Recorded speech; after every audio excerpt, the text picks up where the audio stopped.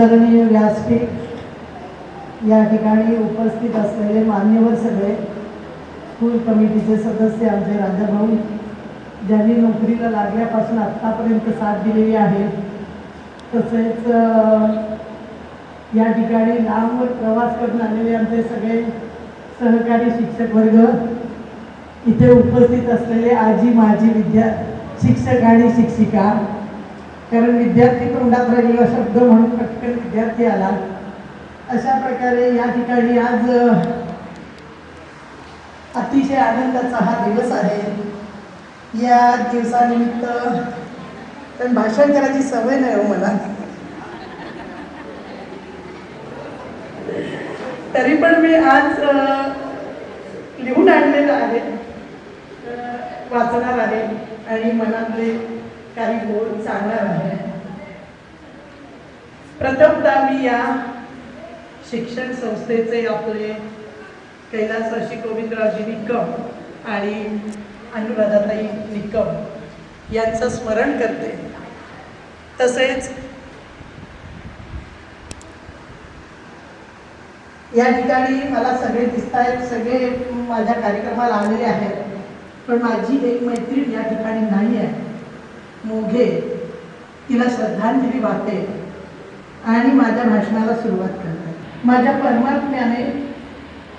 परमात्म्याच्या कृपेने मी ज्या घरात जन्माला आले ते माझे आई बाबा श्री सयाजी विठ्ठल कदम, सौ अनुसया सयाजी कदम हे माझे आई बाबा, यांनी मला अतिशय उत्तम संस्कार दिले, शिक्षण दिले।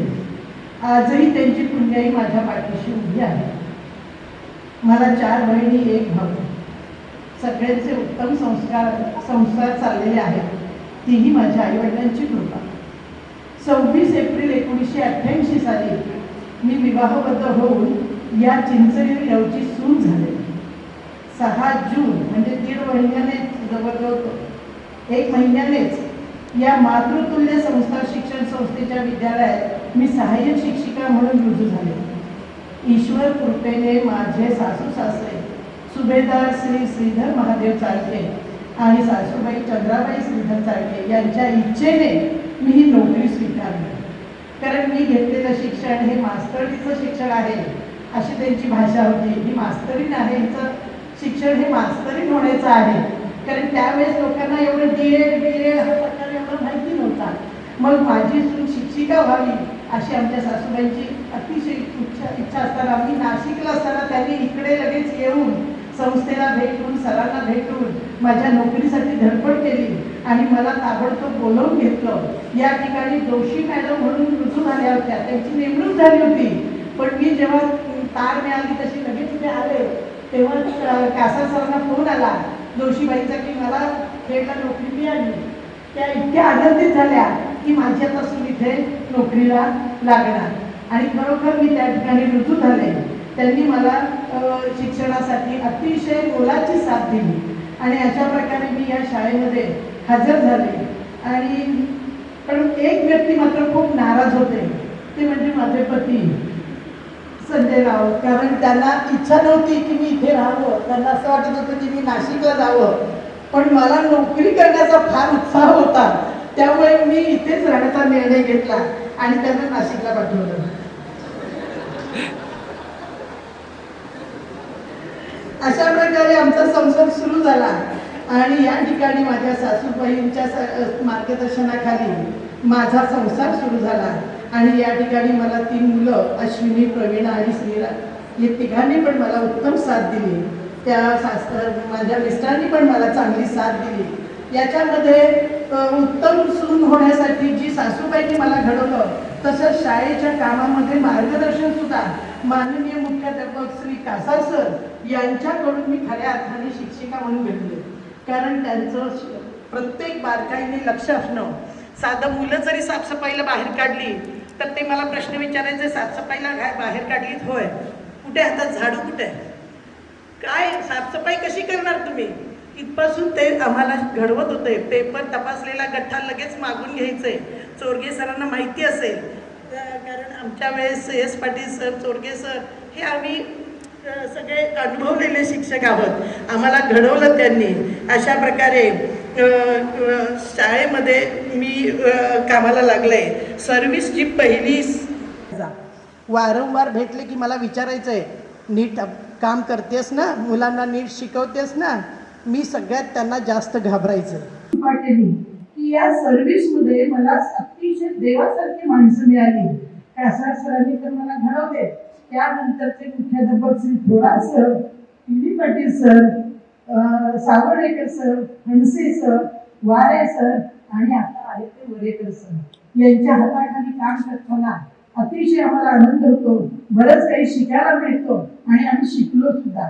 तसेच माझे सहकारी शिक्षिका यांच्यावर हसत खेळत रागवत चिडत वैतागत का होईना पण आम्ही अतिशय आनंदामध्ये दिवस काढले आणि काहीतरी शिकलो. आणि आजही अगदी रिटायर होतोपर्यंत आम्हाला शिकायला मिळालं. त्या वेबसाईट, ते ऑनलाईन, हे सगळं अगदी शिकावं लागलं आम्हाला आणि ते आम्ही शिकलो. खरोखर एक वेगळी मजा होती. पण आता त्या वयानुसार आता त्या गोष्टी, कारण सरांचा लगेच आदेश पडतो, हे ही वेबसाईट ओपन करा, हे ट्रेनिंग घ्या. कुठलं ट्रेनिंग आता घेता आणि आत्तापर्यंत देता. त्यामुळे आता असं खरंच मनापासून वाटतंय की बस आपण भरपूर केलं, आता बाजूला व्हावं, तरुणांना चांगली संधी द्यावी. असो एवढंच माझं आव्हान आहे की माझी विद्यार्थ्यांसाठी जाता जाता मला एवढंच सांगावं असं वाटतं, या पाखरांनो परत फिरावे. इथून शिकून गेलेल्या विद्यार्थ्यांना एकच सांगावं असं वाटतं, कधीतरी आपल्या विद्यालयामध्ये भेट द्या. बदललेलं विद्यालय बघा, चाललेलं बांधकाम जरा बारकाईने बघा. या रामसेतू बांधताना केलेल्या खारुताईची मदत पाहून तुम्हीही एक खारुताई व्हा. भावी विद्यार्थ्यांना उत्तम शिक्षण मिळण्यासाठी तुमचीही साथ मिळावी. विद्यालयातील ज्ञानाची ज्योत, राष्ट्राची दौलत उत्तर भर घालीत राहो अशी परमेश्वराला चरणी प्रार्थना करते. वेळात वेळ काढून आलेले माझे सर्व आजी माजी शिक्षक आणि इथे जमलेल्या सर्व शिक्षकांना, पदाधिकाऱ्यांना आभार मानते आणि इथेच थांबते. जय भारत, जय महाराष्ट्र, जय हिंद. मी आईला थँक्यू म्हणून मेसेज देते, कारण तिने आम्हाला खूप चांगल्या प्रकारे मार्गदर्शन केलं. लहानपणापासून आम्हाला प्रत्येक गोष्टीसाठी म्हणजे खेळ असू दे, डान्स असू दे, अभ्यास असू दे, प्रत्येक वेळी आम्हाला ती आमच्या पाठीशी उभी राहिली. आणि तिच्या या सगळ्या तिच्या पायीच आज आम्ही आज चांगल्या प्रकारे आमचं घर संसार चांगल्या प्रकारे सांभाळत आहोत. आणि आज मी माझ्या आईला खूप चांगल्या थँक्यू म्हणण्याची इच्छा आहे मला. थँक्यू. मी आज माझ्या आईला खूप खुश आणि हॅपी बघतोय आणि मी तिला खूप थँक्यू बोलावंसं वाटतं आहे, कारण की मी आज आर्मीमध्ये आहे. सर्व जिथे जी उभा आहे ते सर्व काय तिच्या पायीच उभं आहे. आणि मला खूप खुशी आहे आज ती रिटायर होती आहे आणि तिने आमच्यासाठी खूप केलं आहे. आणि तिचं पुढचं आयुष्य रिटायरमेंटचं खूप खुशी जावं आणि आमची हीच अपेक्षा असेल. आणि माझ्याकडनं जी काय सेवा असेल ती मी तिची करायला इच्छुक आहे. थँक्यू.